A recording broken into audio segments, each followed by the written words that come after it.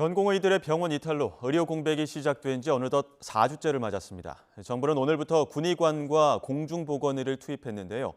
이런 가운데 의과대학 교수들의 반발 수위도 높아지고 있어서 의료 공백 사태가 확산할지 걱정입니다.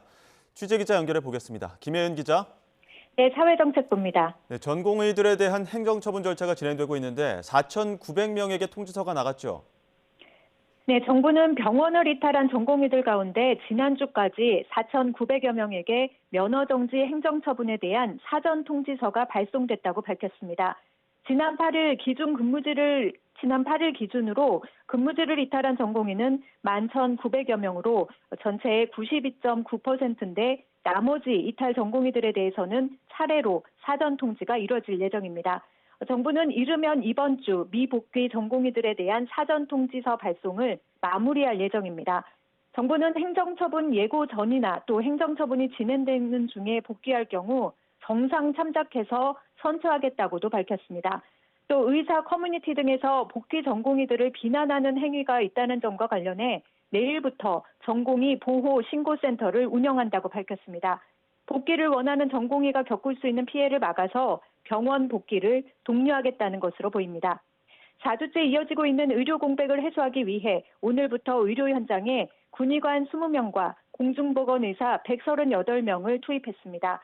이들은 앞으로 4주 동안 중증 응급 환자 의료 인력이 부족한 병원 20곳에서 근무하게 됩니다. 정부는 상황을 봐서 200명 정도를 2차로 투입할 방침입니다. 또 지난주 의결된 예비비 1,200억 원을 활용해서 인력이 부족한 상급 종합병원에 대체 인력을 투입할 계획입니다. 이와 함께 상급 종합병원이 중증 환자에 집중할 수 있도록 신규 외래 환자는 2차 병원에서 검사와 의뢰를 거치도록 하는 방안도 검토하고 있습니다.